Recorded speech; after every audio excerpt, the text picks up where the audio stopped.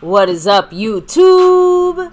My Cowboys family here, bringing you guys the latest update on our very own Dallas Cowboys. And of course, as always, thank you so much for joining us here tonight for a little bit of an MCF comeback, right? So don't call it a comeback. Took a few days off to spend some extra time with family, but we are back.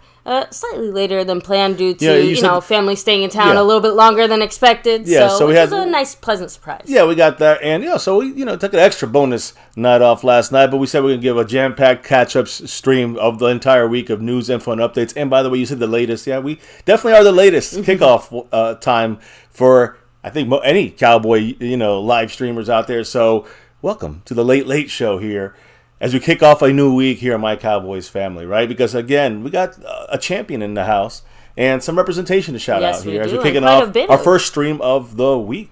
Yes. Oh, Steven Sullivan, thank you for subbing it up. And our newest member here, newest family member in the house. Much love to Steven Sullivan. Welcome to the family. Ooh, and, of course, yes, guys, we have extra representation because the sponsor of the week is also your Cash App King. He took over the sponsor of the week from Mark Hosepian, and SnugX has a back-to-back on that Cash App side of things. 2 weeks in a row for the man SnugX. We know why he's here. He's also repping that navy blue, silver, and star over everything. We also repping with Mr. Skeptical Fan. Woo! Back in the house here, kicking it off. Welcome, Mr. Skeptical Fan. I got some shout-outs from him, Dwayne Broussard and others. Yes. And Brandon James and others. But Skeptical Fan gifting, kicking off the night on his side, gifting a membership to a lucky winner here who's now got it 2 months in a row, more or less. West Texas Cowboy, Dallas Cowboy for life. Hell yeah. Shout out to you. Congrats on that lucky little membership win there. And thank you, Skeptical, of course. Now, like we said, SnugX representing sponsor of the week, Cash App King. We all know why he's here. Mark Hosepian repping it Tony Pollard style with 20 points on the board there. Tony and we Pollard. had some pre-stream It's drops funny, Tony Tony Pollard's a big topic for tonight. Yes, he is. It makes a lot of sense. By the way, as you go through this, I do want to shout out some people here. I know you said some pre-stream drops, in-stream drops, but I do want to say there is currently no leader in the Cash App. So I want to make sure we got that out there. So that side is empty, but the side above us here, you see in first place Brandon James Shea, who's back in that navy blue crew on his own. There no gifting for him needed. Brandon James back in the family membership there, navy blue level, entry level. Appreciate him. He's been rocking that for a while. And he's also had some drops of love here, pre-stream and in-stream, I think. What did the man say, baby, as we kick this thing off earlier? Yeah, saying with this first drop there, saying that, for the 2024 Super Bowl, the Chiefs and the Eagles still seem to remain the favorites around the league, which, no surprises there. Some things need to be seen and experienced first before they have to be believed. And, I'm sure the Cowboys are going to show everyone what they're about. We got to get there. We got to earn that. So now at least, Jason Renfro, much love. Another dollar holler kicking it off here. Jason Renfro in the house. Welcome, sir, to the channel, to the tonight's live stream. I know we've been off for a little bit, but we're back at it. Jason with that $1 holler. You know what that means. Much love, Jason. Go Cowboys. You know it. Brandon James Shea also throwing out there that right now Patrick Mahomes and Joe Burrow are leading like the MVP talks. Some people throw in there Josh Allen. Some people throw in there Josh Allen as well, but don't. Yeah, I talked about it last week. Dak as an underdog, dark horse kind of quarterback MVP out there. Yeah, if things with the firepower we have, and if McCarthy's plan goes as expected, guess what? Dak might be in that contention. We'll talk about it. So thank you there, Brandon James Shea. Appreciate you, of course. $1 holler. And of course, as we get rolling here tonight, guys, there's I read all his comments there. Okay. Yeah, I know he just dropped the $1 holler. I think that passed through me here with another Go Cowboys from him. Always. Yes, Brandon James Shea. He's in first place, by the way, on the overall board. We do have a new leader though when it comes to the Cash App side here.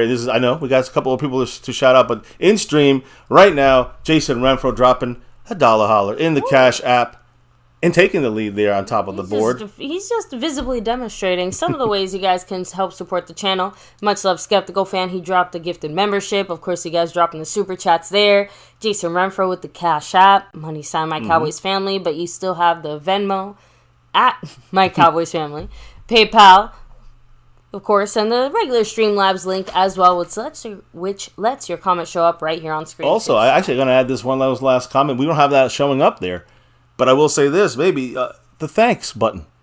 One of our posted live streams, it's already been posted. One of our videos, shorts, whatever. You guys see that, you like it, you could drop love through there. There's different levels of love drop. It goes onto the overall board. And I do have to shout out some of the very top level members here, like the top dog, Dwayne Broussard. He had 2 of those thanks drops earlier in the week. Same thing with the man staying skeptical. You just saw him drop a 5 on it for the gifted membership. He already had 2, in the chamber there from the thanks button and our previous videos earlier this week. So much love to them. They're on the board. I'll update the board here in a minute, baby. But first, we got to show you the shout out to who's in the house tonight on MyCowboysFamily live stream style. So first of all, huge shout out to Dave Walker. Hello and hi.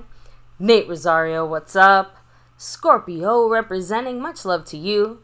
Cactus G. In the place to be. And by the way, baby, the Superior Garrett. In the house. Thomas Garrett not only is in the house, he is celebrating 55 wonderful years of representing our Dallas Cowboys on this earth. So very happy birthday to you, Thomas. I hope you enjoy it. I hope it's a great one. And, I hope this is finally, the year once again, of course. Yeah, we got to hopefully... Well, it'll be a great birthday. Hey, I mean, Dak, according to Dak, this is going to be the year. So we'll get to that in a little bit, right? Oh, yeah. I think I shouted you out, but just in case, Scorpio, much love. Jason Renfro in the house, along with Brandon James Shea. We have West Texas Cowboy, of course. Yeah, Skeptical Fan, always staying skeptical. Frank Moyer, hello and hi. Mike Aldana, thank you, much love. We have, let's see, scrolling back a little bit, making sure I didn't miss anybody here. Frame Rippers, of course. Shout out to you guys. And make sure to hit them up for any of your computer needs as well. Voodoo. We have Big DZ83 in the house. Devontae Alvarez, hello and hi. Let me come back down, make sure I didn't miss anybody. So I think that's everybody here. Oh, no. We got KD, hello and hi. Yes, Eagles are definitely... trashy trash, right? Well, yeah, DeMarcus Lawrence. Toxic Juice, much love to you. We're going to touch on what DeMarcus Lawrence quickly said, about the Cowboys and Eagles. We'll discuss it. Yes, and yes, guys, obviously in the last few days we were gone, that whole submarine situation happened, but that's, not really sports adjacent, so, while my heart definitely goes out to the people who passed, we definitely want to keep it a little bit more like sports, football focused, especially today where we have a few more things to catch up on. Yeah, for sure. And, you guys have been following it. I don't think you need our 2 cents on that, tragedy. But Stephen White, what's up? Yeah, I'm not going to say anything. Oh. It's just nothing to say about it. It's just, it sucks, that's all. And thoughts are going out to their families. So with that, of course, let's go ahead and start kind of touching base on some of the things that, you know, we haven't been able to speak on in the last few days. And of course, guys, feel free to discuss any of these things or let us know some other things that maybe we don't get to, you know, or we might get to tonight throughout the show. We're going to hit it up here. So let's get it rolling here. Dallas Cowboys representation here on My Cowboys Family. So let's start with NFL news, but it is touching on a Cowboy specifically. Everything's always Cowboy, Jason. Always. Michael Irvin, he posted today I guess you could say the funeral, but it's more like the celebration of life, I guess you can say, for Ray Lewis's son, who passed away from, again, an alleged overdose. We don't know the facts yet. But Michael Irvin said, quote, "No father should ever have to bury his son. My heart bleeds for my brother Ray Lewis and his family. There is not anything anyone can say to ease the depth of pain, but just know just know this, my brother, we love you and God loves you." So, again, this is Michael Irvin attending this funeral celebration, procession, whatever you want, whatever it was, in the sense of, obviously it was in his memory. Of Ray Lewis Jr. Yeah. So, just Michael Irvin speaking on that. Then a teammate of Michael Irvin, all right, in Deion Sanders. You guys probably heard this already, but he's out of surgery. He has surgery, guys. This was June 24th. He out of surgery. Deion Sanders. We knew about the amputation situation with his toes. Well, this weekend he's recovering from another surgery, and it was a lengthy procedure to alleviate blood clots in his legs. So it looks like for the same reason he might possibly be losing his foot. It seems like he's throwing lots of clots, and they obviously had to perform emergency surgery to help him out there, make sure he's okay. Now, and if you look at what's going to happen, what's the next step? This is the 10th leg foot related surgery for Deion Sanders. That's a lot, right? He dealt with issues in his playing career, Falcons, with the Cowboys. But 2 years ago, as we know, doctors amputated his two toes in his left foot. This week, he addressed this condition with a 2-minute video where he downplayed the doctors' reported views on the possibility of actually amputating that foot. Mm-hmm. And he said that, quote, "The doctors were just telling me worse come to worse, this was going to happen. But I believe in staying right, so we never have to take that left." So basically, he's doing everything possible, Deion Sanders, to avoid the worst case scenario, which is amputation of the foot. It's a possibility, and that's probably why he's having this procedure, to help, that not get to that point. Exactly. So we'll see. Man, definitely wishing him the best. Yeah, for sure. And, so far, they're doing what they can do. Carson Wentz, he can't do anything right, and not, to me, another issue for him. Was Nick Foles out there hunting? Because former Commanders quarterback, Eagles quarterback, Colts, I think as well. He went black bear hunting in Alaska. He posted this whole experience on his Instagram page, and he said, "Got the opportunity to spot and stalk black bear in one of our new favorite places on earth, Alaska. Incredible trip and an incredible animal." Well, immediately people were going at him again. Got a lot of disapproval. We're ripping him to shreds. They said incredible animal, so you kill it, makes sense. Someone said, Christ follower, yet you're killing his creation for sport. Also, killing animals for sport isn't Jesus-like. He said, "I bet he tore both his ACLs to shoot that bear."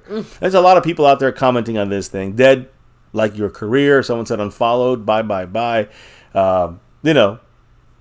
A lot of other interesting comments out there. You can check them out, but 90% disapproval on basically anything related to Carson Wentz is taking a beating out there, guys. And whether you're a hunter or not, I'm not. So I'm not a fan of this. I just think it's funny. It's not funny. It's funnier to see the hate that he's getting on this. The guy can't do a thing right.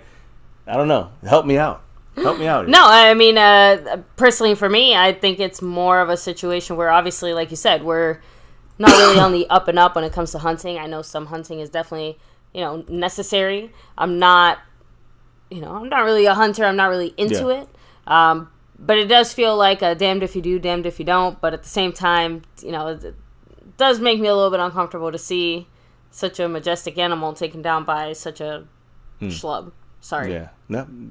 And a guy who obviously shoots a gun but can't throw a football on target, and Carson Wentz. Second pick overall, Eagles. They still got a Super Bowl. Nick Foles, like I said, must have been the trigger man there. I don't know. Either way,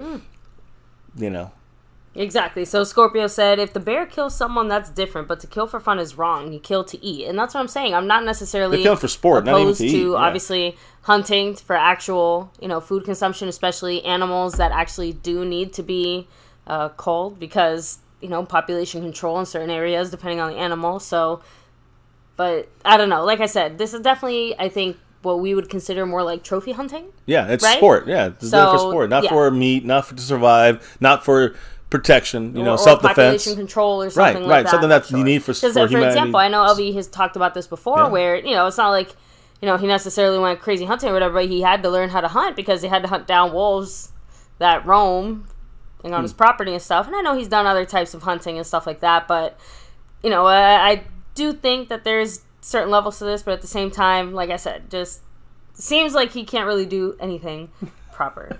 So, yeah, clueless to the social reaction. Like, at least if you're going to post something like that, turn off the comments or something. That's a good point, I don't know.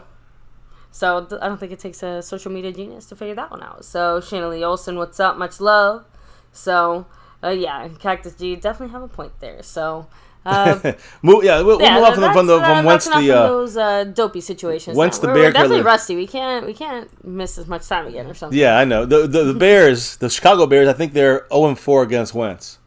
So I guess he just kept doing the only thing he can do. I guess kill the Bears. No more, not again, bitch.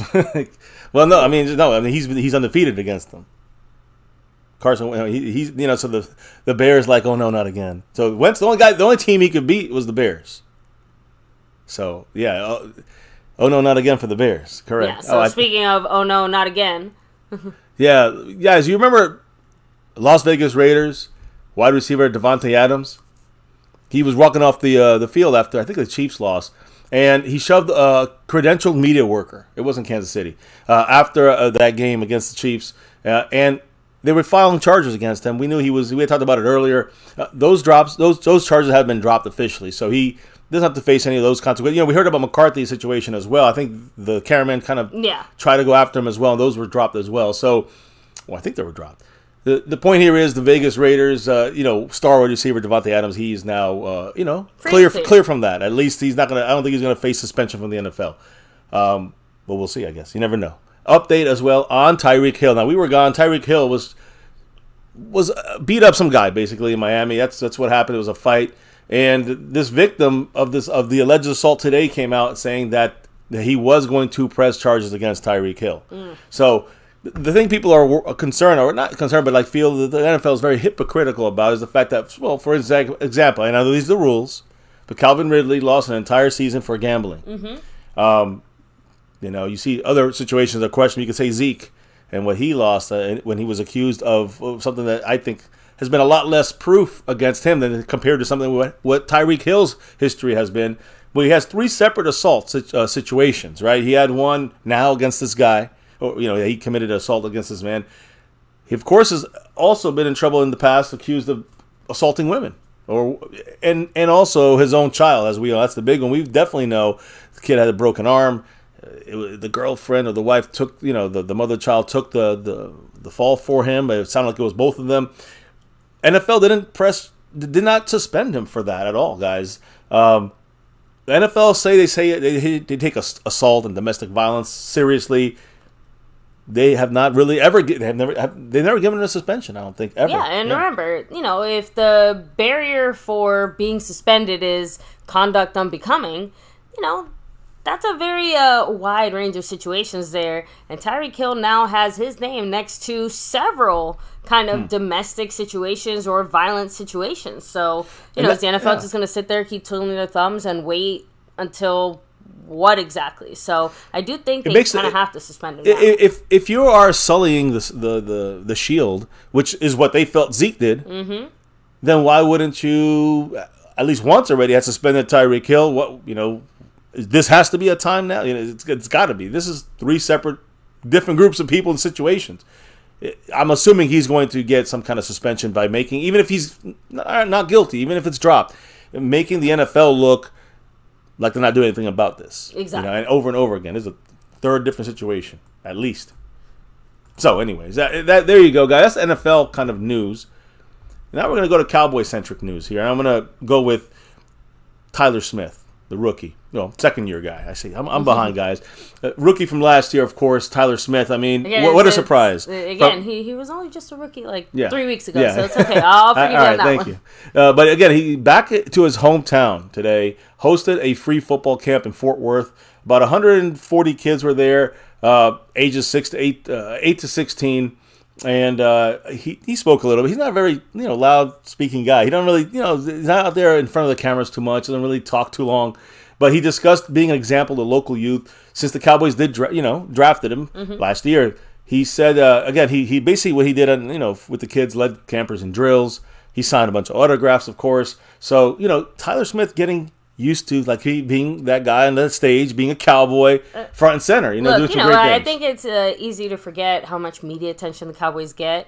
So I can understand a player who's a little bit more just keeps himself. Not really much of a media person. It's nice to see him kind of grow and develop in that area, even if he's still obviously, like you said, relatively shy. Yeah, if you want to call it that. So, but we want to hear from him, right? Yeah, he's shy, but he's shy, but he's loud on that field. Yes, and of course, and I always love seeing our Cowboy players doing basically anything when it comes to anything related with kids, because that's honestly that is part of what it's all about. This is what we love the most about Tyler Smith. Boom. The way he blocks down, I mean, you gotta love it. You're gonna see more of that this year. Yeah, it's a privilege to be able to influence, our youth. So yeah, way to go. No doubt. That's much and we all greatness freaking hate Goodell. Absolutely, we know that if you're repping the star, depending on who's what, where, when, and why, the rules for thee, but not for me. So, and obviously, we've always talked about those kind of underground rumbling rumors that a lot of the owners are just kind of done with Goodell shit, but they can't really quite get him out. So, anyway. Look, Goodell always playing wherever the dollars are, and always shiesty. It's the way it is. Now, I just want to show this. We're saying Tyler Smith, but look at the other side of the offensive line there. Our right tackle. I mean, he's still he was still okay during this time. Our right tackle, Terrence Steele. Terrence Steele, guys, another encouraging sign. Ooh, let me. Again, you can see him here. Other side of the line, there is 78 going down the field. Boom, second level blocking. So, Tyler Smith, and on the left side, and you got Mr. 78 on the other side, Terrence Steele. He's rehabbing. His road back to the field is closer and closer. We know he didn't put any pads on. Not pads. He didn't get on the field and do any kind of reps or anything on the field. But now he's being shown out there on video, really ahead of schedule, I think, when it comes to what he's got to do on that right side and rehabbing that knee. So, again, it's out there. I'll probably be posting a little more on this in the future this week, or this weekend, I should say, maybe even next week. But Terrence Steele, guys, looking very good on the way back. Again, now it's the off-season workout stuff here. He's not with the team right now. He's doing his own thing, so this is with the time frame, the 4 more weeks until we get training camp. So these guys are doing their own thing. They're not out there partying and going crazy. They're out there working hard and trying to rehab like guys like Pollard and like Terrence Steele. So, you got to love to see it. You also got to love to see what the man Micah Parsons does out there. Boom. I love it. You know why? There's a new video out there, guys, and I'm gonna put it up there for you. Micah video in the sandpit. You see it right there. This is Micah Parsons from last year, but that's the best of last year. This is Micah now. Ooh, let me put Terrence Steele out of there. I'm sorry. Yeah. Let me drop him out. There he goes. You see Micah Parsons? He's doing his stuff here. If you haven't seen it already, you probably have on our channel here. A lot of videos of Micah Parsons doing some sandpit training drills, training work. Again, guys, this was done at CD East, and he's working with their coach there, Lance Dean. He's worked for Micah Parsons for a bunch of years already, and I'm talking about. I'll go into the details in a minute here, but basically, Micah's been grinding to try to even get better, and he's working with his old coach, Lance Dean. He is the head football coach. I said CD. It's Central Dauphin East, and it's in Harrisburg. High school's in Harrisburg, Pennsylvania. That is where Micah Parsons spent his freshman and sophomore seasons playing. Now, this Lance Dean, he's only 27 years old, so relatively young, guys. And you can see the video that was posted by him on Friday. You can see he's out there. Micah's looking great with that footwork. And we got the bro, 2013, part of that family now. Thank you for subscribing, bro. Yeah. Part of the family. Appreciate you. And Micah there grinding. And doing a lot of, drills that relate. When you're seeing this here, what happened? Did it freeze? Honestly, to me, a lot of the... Wait, let me go. Go ahead and fix it. But to me, it feels like a lot of what I would say is almost like functional training, right? So, he's almost practicing, like, the base kind of movements or things that he needs to do. You know what I mean? Like, the base that's very general, but that basically covers it. But if I go into a little more detail, it's more about the explosiveness, the technique of rushing or playing linebacker. He's working. You can see the lateral movement, and you're seeing the stop and go. On some of these things, you're seeing some of the explosiveness for him in the stance. Moving that fast, again, in sand. It's going to help his foot when he plants it to make those cuts even better when he's on grass, when he's on turf. So his relationship with Dean, you see him right there, Coach Dean. His relationship is going back a while, guys. Again, when Micah was a freshman, right? Freshman and sophomore playing football there for this high school. Again, he's been working with him from the start. So basically, this is like his favorite, his childhood coach, in a way. Yeah. Personal trainer. Personal trainer doesn't seem like quite the word, but because it's personal trainer. Well, Dean has a great relationship. They go back a while, and basically, this is before even Penn State. Obviously, they've been working together. It's clear that Micah Parsons obviously has a huge trust in Coach Lance Dean and the methods he uses to, the sand pit as one of those examples here by Coach Lance Dean. But as we know, how's he done in the NFL? Has it worked? This has worked. This is not a new thing. This is something that Micah has done, his whole basically career, you can say, since a freshman in high school. So it trains you to be light in your feet.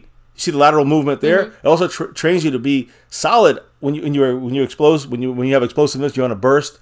You push forward. You'll see some of these drills as start and stopping kind of drills. You're going back and forth. The lateral mobility. This is great for pass rushing. It's great for playing linebacker. It works him as any defensive player needs these things. He's mastering it from all angles. Here's stop and go. I mean, it's fantastic. So again, this agility, hand-eye coordination, lateral movements. This is all what's going to help Micah even get better, evolve into can you even say he's a greater player?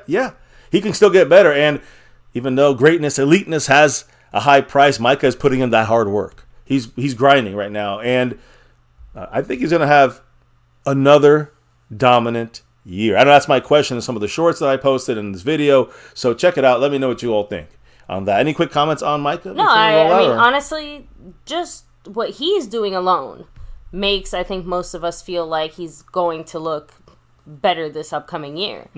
But that, combined with some of the small tweaks that we know are coming from Dan Quinn, along with some of the personnel additions that we have, I mean, we never bet on the Cowboys. But if I was a betting person, I would bet on Micah Parsons being that guy this upcoming year. I mean, if you see last year, he looked like this. He's throwing guys that are, double as 100 pounds heavier than him around. If we see this last year from him, what do you think is going to happen, this year after whatever improvements he's going to make with that sandpit training? Again, it just continuously, it's the same thing he's been doing. He's just getting better, faster. He's getting bigger from the offseason. We know this already, right? So Micah is going to be, if he was a menace the last 2 years, how much better he's going to be this year? Now Mozzie Smith in the mix. We're going to talk about him and others about this whole situation when it comes to our defense. I mean, we're just going to get better is the point here. And at least this year, as a team, we're going to get better without question on defense. And that's hard to even think about when we had the kind of season we had last year led by Micah Parsons. I mean, unstoppable. Let's be real. So another guy who's putting in work I won't say with Micah because he's not with Micah Parsons, but a guy who's putting in work like Micah Parsons for the defense is defensive back. He's a corner. He's a safety. He's a safety first, a slot corner last year at the end of the year. Israel Mukuamu.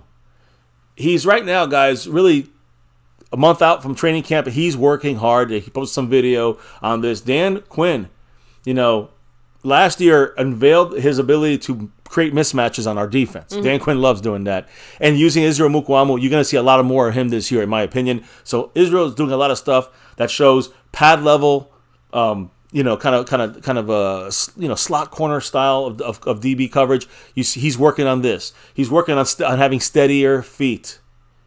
All right, and that's a big deal there. Efficient breaks when he has to cut, either to go along with the receiver and follow his route, or to undercut him, try to make a move on the ball there in the slot when he's in coverage. Also, he's working on trying to improve his press technique, which it's only going to get better. You can see he's just more confident here, entering his third year. So huge, 6'5"? You know what I'm saying? He's got the speed. He's got speed. He's got the physicality. We're seeing this guy maybe blossom this year in Israel Mukuamu. I'm looking forward to see what he can bring to the table. You know who's bringing it to the table when it comes to that mindset is Dan Quinn. I mean, he's really the true mastermind of the defense, while you got the key pegs like Micah Parsons and others. So, of course, that's where it's going to start with. But DeMarcus Lawrence, guys, he actually said something today that not today, I think it was last week, a couple days ago. But I thought it was interesting what he said when it came to the comparison to the Philadelphia Eagles. And DeMarcus Lawrence basically said the gap is not that big between us and the Eagles, which I agree. I mean, I think we all can say that. He said, quote, "I don't feel like it's a huge gap at all. I feel like it comes down to certain details, not just the scheme, but also your locker room." So again, to me, the locker room is set. We got the leaders. We got the people that we need there. I don't think we have any issue with leadership there at all on offense or defense. We're good. The talk is there. DeMarcus Lawrence is the best. Not the best, but he's definitely the one that talks the most. But it doesn't scare me when he talks. So I got to see more from DeMarcus Lawrence. Now, yes, the Cowboys must be better. We got to try to, be better than the Eagles, obviously. I do agree with the details. Some of that came to my mind. The first thing I thought about was the offensive coach play calling from last year in Kellen Moore. That left us hanging. That was the biggest issue in our team, in my opinion. And the run stop, at least we made an effort with Jonathan Hankins, and it did make a difference in the run stop. So, and it improved our defense and as a whole. But when you look at the details of the offensive play calling, that's where maybe you can say, all right, there was some things that were great about it, but there was some lacking of details on the play calling side of things. So, no more talking, DeMarcus Lawrence. I want to see action. Time for some action is what I'm thinking. Now, the Cowboy front office decided to take a little action and hire some people for their analytical department here. You see them right here behind Mr. DeMarcus Lawrence. Yeah, so we're John Park. They're all coming together. I'm just saying it's interesting to see, I guess, the analytics team that the Cowboys seem to be building on that side. Yeah, so I mean, we know about Molly Polly. They hired that woman from the Ravens. Now we initially 2 weeks earlier we hired John Park, formerly of the Colts. Today, he posted, and the Cowboys posted, but he also retweeted it with another kind of additional thing here, guys, that the Cowboys are hiring a strategic football analyst to help navigate data-driven decision-making and strategic insights. It's important. This is what the Cowboys are probably going to be relying on through the offensive side, maybe a little more than the defensive side, but it's going to be both sides of things. This guy's the top of his group. When it comes to analytics, this guy, John Park, is the best in the NFL, the most sought after. And so again, guys, this is going to be this. They're literally saying they want to hire somebody who's going to help with their data-driven decision making and strategic insights. Now, what John Park retweeted, he said, quote, "Looking for a strong analyst with clear eyes and full hearts at the Dallas Cowboys. Would you be a good fit or know someone who is? Please help us amplify our search by sharing this message." So I just did that for you guys. You love analytics, you get a pro, go there and apply for the Dallas Cowboys. But John Park's looking for you. He's looking for the best analytics department they could put together there. And obviously, whether it's McCarthy or Jerry Jones, I don't know who's calling the shots on this, but it's clear, Cowboys obviously care about this. And it's clear that some kind of internal philosophy has definitely changed in that regard, because even just a handful of years ago, I don't think you would have heard anything even close to this. Good point. I mean, so we had the same old way since 2010. Chicken or the egg, honestly. It doesn't even matter who is influencing who at this point, just that clearly the Cowboys have shifted direction in some aspects. I would have to say, since it happened this year, Kellen Moore was the Jerry Jones face of the offense. Now I think we're getting the McCarthy face of the offense, because when it was Kellen Moore, we know he was making the calls there. Yeah, of course. Jerry Jones and the front office. But when these changes are happening, it can still be the front office, but they got rid of Kellen Moore, giving McCarthy his last shot. You got to figure this is a more McCarthy kind of side of thing. But yeah, it doesn't matter where it comes from. But it does matter. What matters the most is that it works. So as long as McCarthy gets it working, then I'm happy. So, but I'm going to say also there's some interesting stuff when it comes to what Kellen Moore did well. Okay. So Kellen Moore, I'm going to leave John Park up there. We know he wasn't a complete failure. Play success. Yeah, he was horrible in the red zone for a couple of years, but last year the Cowboys were 56% success rate in the red zone. That's number 1 in the NFL last year. So in the red zone, he did improve us. Whatever schemes and tactics that he did there, it feels to me like McCarthy will keep a lot of that stuff. Not all of it, but he's going to keep about 70%, about 30% change, as they always say. So 54% you got the Giants. All the way at the bottom, you got the Patriots with Bill Belichick. Think about that. But anyways, the point is, you guys can see it's not always about the players, always about the coach. You need both. And now you're adding analytics in the mix. But Kellen Moore had some good shit, right? So the red zone rate, play success. That doesn't mean you're going to score, but you run, if you throw, very successful inside the 20 for the Cowboys. Not every year with Kellen Moore, but last year.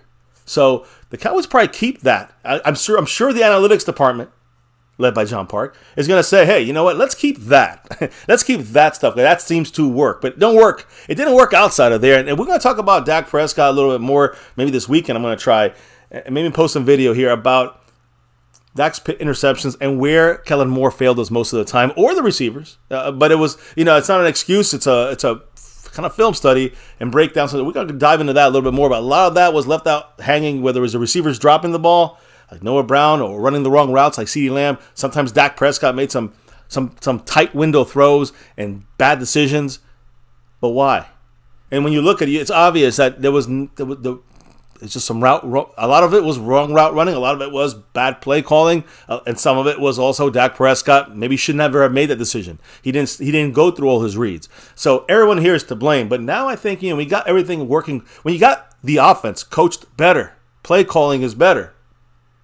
Everybody gets better on that field, especially when the play calling is tailored around the players themselves. Rising tide lifts all boats. There you go. That is one of the things that I think Quinn has at least demonstrated on a defensive perspective relatively well, in the sense of, it's always still like his scheme or whatever, but you can see how with the addition of new players or as players develop, how he kind of folds that into some of the things we're already doing. So...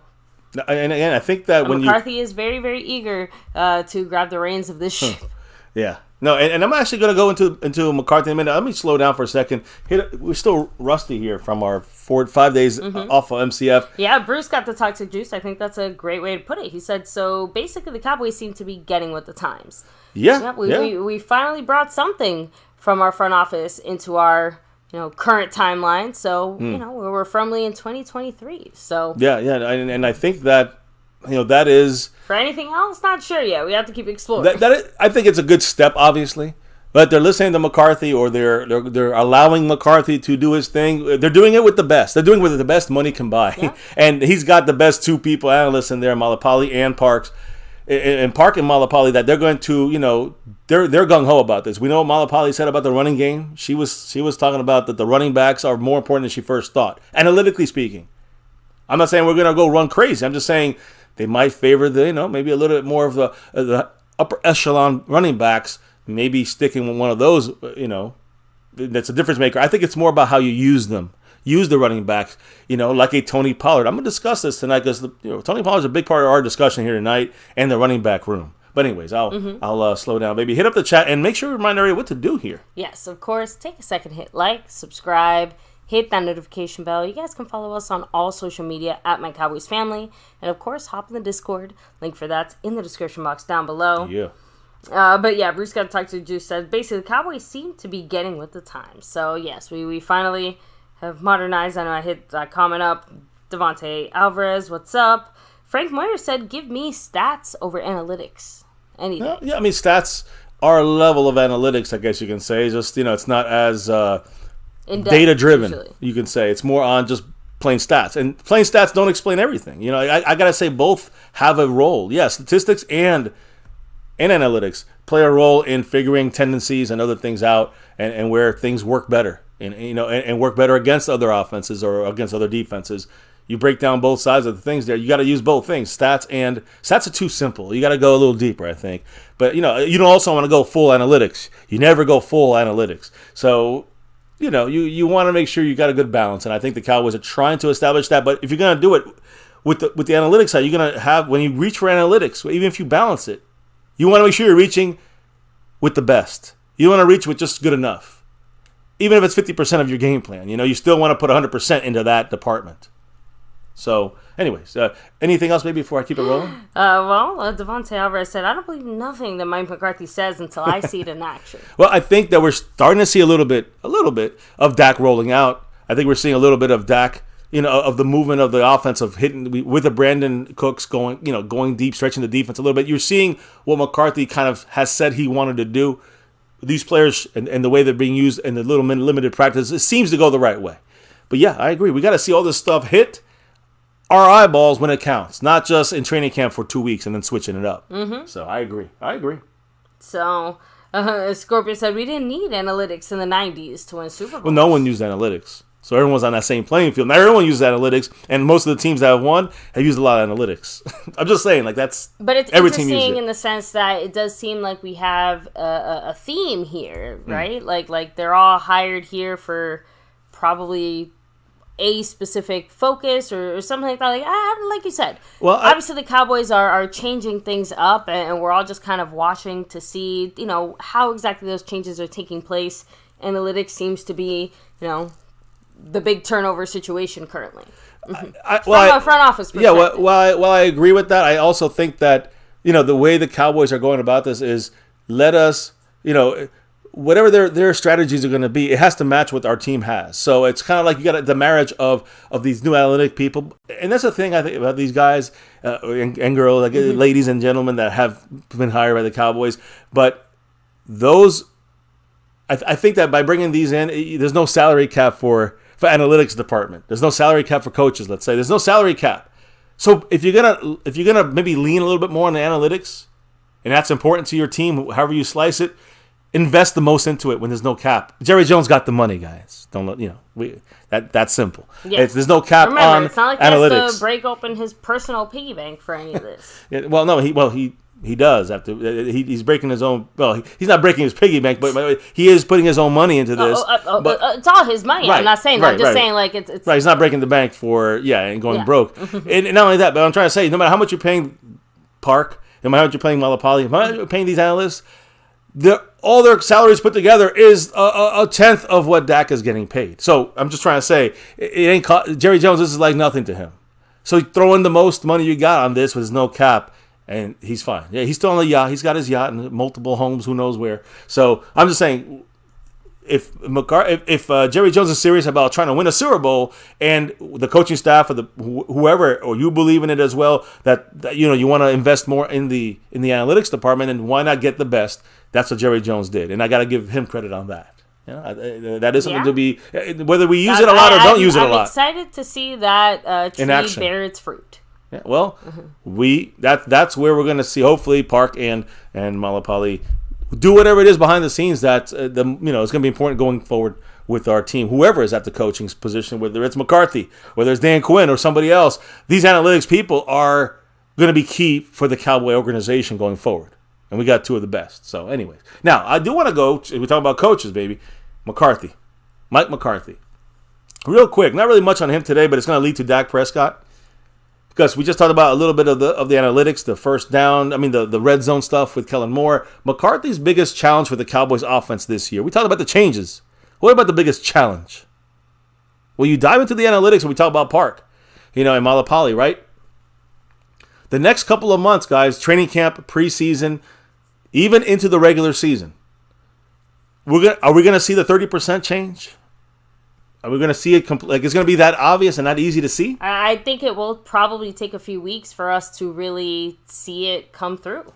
Okay, well, and that is why I want to talk about it real quick, because how are we going to see this, kind of rise? Will we even see it in training camp? Probably not too much. Guys, according to RBSDM.com and ProFootballReference.com, you can identify the Cowboys where we rank in last year. We can find out where we rank in multiple analytical categories.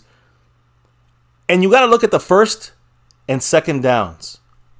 First and second downs are the most important thing to look at when it comes to this, what we're going to discuss here. When you look over the data, it's clear that the Cowboys, who finished third in the NFL in scoring last year. Third in scoring. Fantastic, right? But we had serious problems on first down. And not just first down, but serious problems on first down running the ball. We couldn't run it even close to anyone in the league. We failed at that, I guess, that analytic, and again, our numbers were significantly below the league average in each of the efficiency categories. Oh, shit, jumped out my seat there. And there it is. Mr. Montana 808 in the house, but we got Skeptical Fans gifted membership. A huge shout out to you, Woo. Skeptical Fan. Much love. And man. yes, shout out to Montana 808 for his lucky membership win there. Yes, he gets another one for Mr. That's the second one for him, I think, for Mr. Montana 808. Oh, so thank you That's again. love. I appreciate that. And everybody here. To the man, chilling, Skeptical Fan. Hanging with us. Yes. Always staying skeptical. And Yes. I can understand why there is obviously maybe some skepticism here in this particular case. But I do have to admit, I can't see how adding more analytics people is ever going to be a bad thing, considering the direction that we're expecting McCarthy to take this team. But I wouldn't say that. I wouldn't say McCarthy. It's the NFL. The way the NFL is taking it, and every team is going to focus hard on analytics, whether you use them a little bit, use them half the time, use them all the time. Whatever. Look, the Cowboys have our stock now. They went from maybe being stale to being cutting edge, and that will help some of these little behind the scenes things. You can't make your whole decisions on this, but you got to use it as a guide. That's what I think McCarthy wanted to do. That's what the Joneses are going to do. McCarthy here or not here. This is the thing I think the Cowboys are investing in deeply, is my point. So they're not going to sign these people for 1 year and then say, nah, it didn't work. Exactly. These people are people that have been sought after by multiple other teams and they didn't want to leave. You know, the Colts and the Ravens, they didn't want these guys to go. Yeah, and that's one of the reasons why we were a little bit surprised by some of the offseason moves for the Cowboys. Because, again, you're right. They do tend to not really rock the boat when it comes to those types of decisions usually. So, yeah, I mean, I just wanted. Yeah, they don't really. They don't like to sway from their guys. And the guy that they had since 2013 or 20, I think it was 2013 they had him, was their guy. That guy's now out, and now we have a whole new crew which has modernized it. So look, you look over the data. Like I said, the biggest thing is this: when we have problems, we had problems on first down, majorly, way below. When we ran the ball, we ran less efficiently than pretty much everybody else in every category running the ball on offense. That's horrible. We were again. What would this do, baby? What would this do when it comes to the Cowboys failing on first down? What does that do when we significantly fail when we run the ball on first down specifically? It puts us in a bad situation on second down. Exactly. So, and then obviously any kind of situation with a second and long just pretty much increases your odds of ending up in a third and something. And on top of that, who was put into the spot to have to make something happen from this? And again, this is just the way the analytics show. This is two different areas: Pro Football PFF and RBS DM.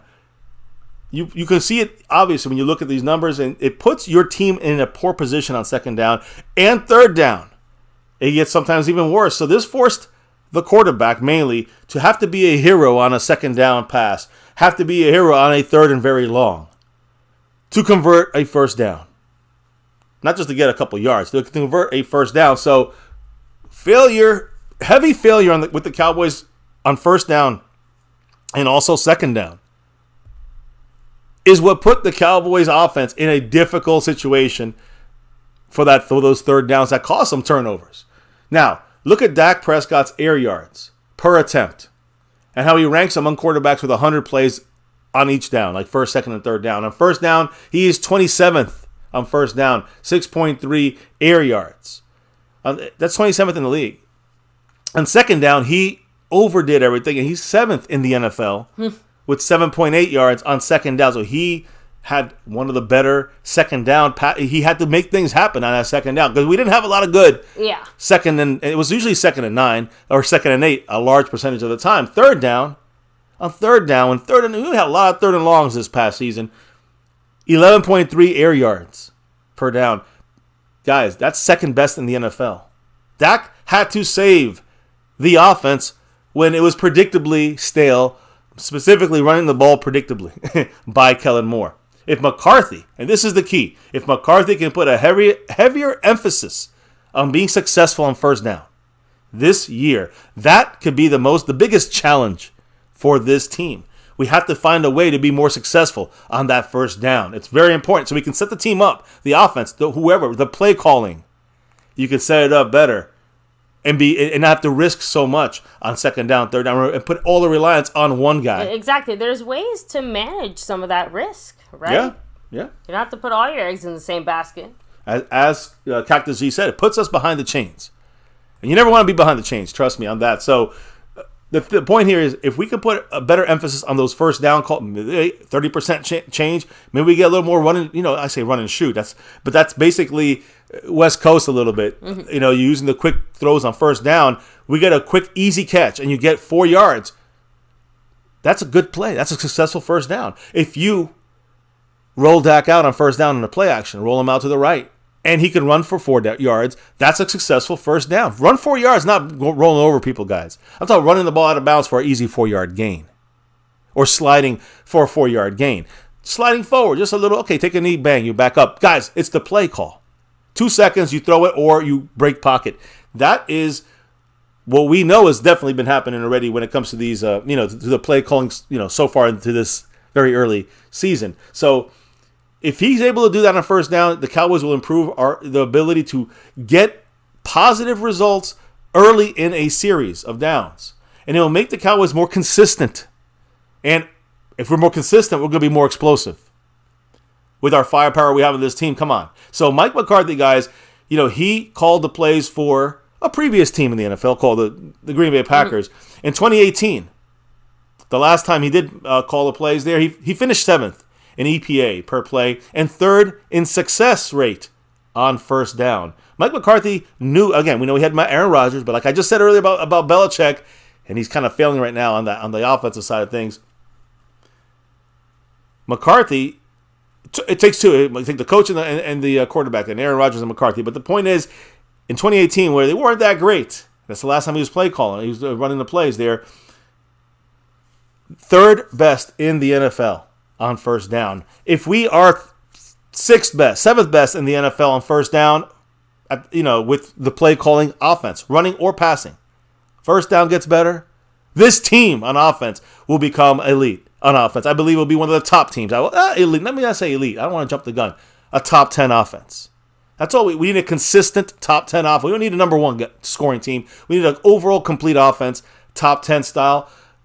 That can run, that can throw, that can be successful on first down. That will lead to success on second down, which will lead to success when we need to. On third down, guys, it's something that can be done, but it could be the biggest challenge. So he's done it before, though. McCarthy's been successful on first down success. You're right. So he can do it here. Like you have pointed out several times here, and I will reiterate, McCarthy also has more control than he ever has. So he can tailor this in a way that I don't think he ever has been able to do before.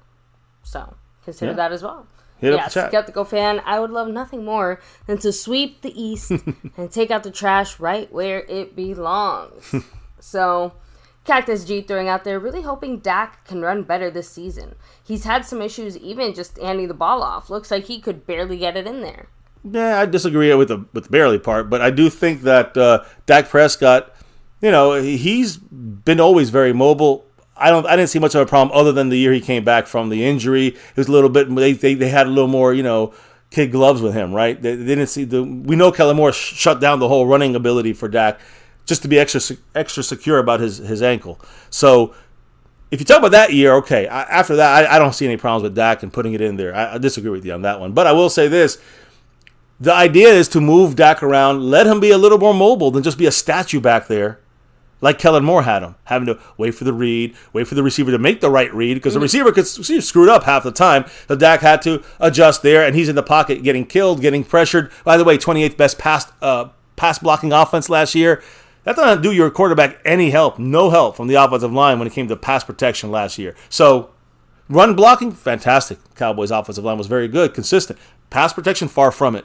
So, yeah, I think if your offensive line is not working out, you either do quick passing, West Coast offense style, or you break the pocket after 2 seconds and let Dak get those extra 4 yards and the easy yards on first down that leads to an easier second down, easier third down, an easier, more consistent, explosive offense eventually through a game.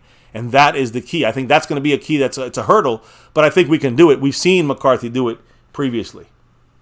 So, real quick, Cactus G said, you wouldn't disagree on hoping Dak runs better. I'm sorry? He said you shouldn't disagree on hoping that Dak runs better.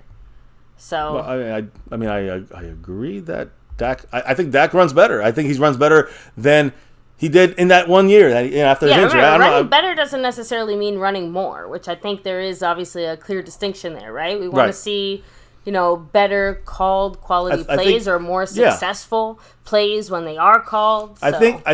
I think the thing is this: when I say Dak running the ball, I think people think, he's going to be like. He's going to try to be like Lamar Jackson. He's going to try to be like, like Daniel Jones or, Josh Allen. Michael Vick. No. That's not Dak Prescott. But he's able to make a play. And if he's able to make a play go longer, which is extending a play, that Dak has done that fantastically throughout his career. It's not really about ability to run. It's about ability to be mobile and to avoid the pressure. He did a great job. One of the best last year when it came to the pass rush and avoiding sacks. Dak was great on that last year. So if he's able to do that in the pocket, and now what happens when he breaks the pocket and extends the play? Yeah, sometimes he's going to run for 4 yards and set up a 2nd and 6. Fantastic. Sometimes he's going to extend the play and get a 50-yard play. In there, a big play. And that's the point. I think that is the key here. So yeah, Skeptical Fan said, so many times I've yelled at Dak to run. You can see our own videos here. We said, Dak, run. It's not necessarily on Dak, though. It's the coaching that wants them to go through every single read and spend 3.5 seconds in the pocket. That's stupid. That's idiotic, and that's not on Dak. That's a quarterback listening to his coach.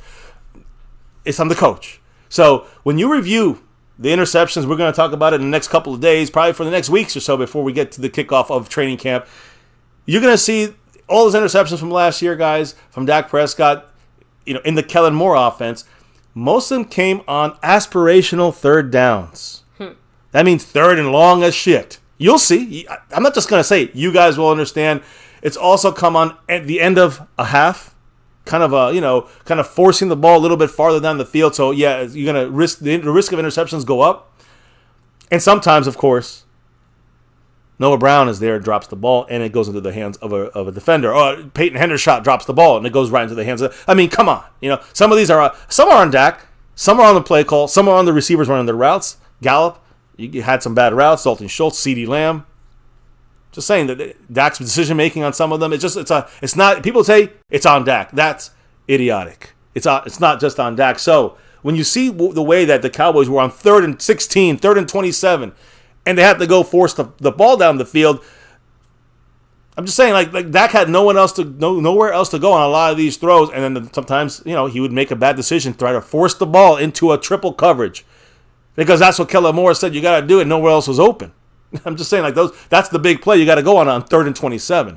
So you got to take the interceptions into context. If you don't, you're doing yourself a disservice. You're fooling yourself. I'm not seeing the facts up there. So look about the key. What's the key? It's get a new quarterback? No. Improve the play caller? Yes. Why? Because I don't like Kellen Moore's play call. I would like Kellen Moore's play calling if he was successful. Not being the cool, I'm 35 points a game guy. That's bullshit. It's not consistent. That's misleading. So, fix fucking first down, McCarthy. If you fix first down with Dak as your quarterback and whoever the fuck else on this team, we can have a broken offensive line and still be successful.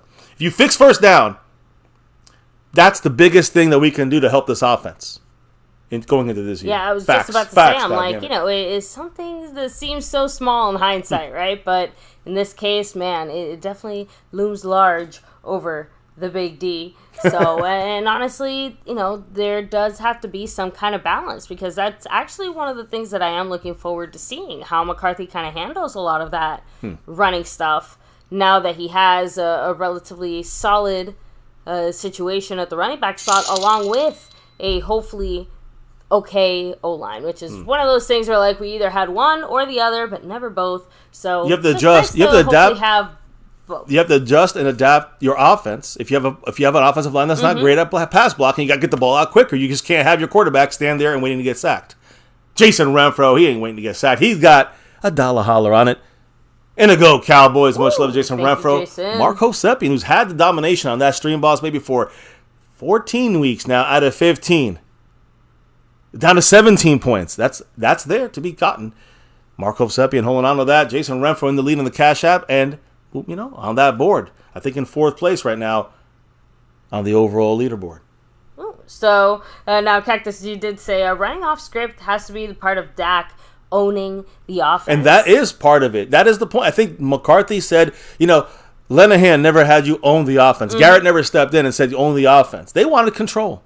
Kellen Moore's never said Dak owned the offense. McCarthy said own the offense. He's like, please take over this thing.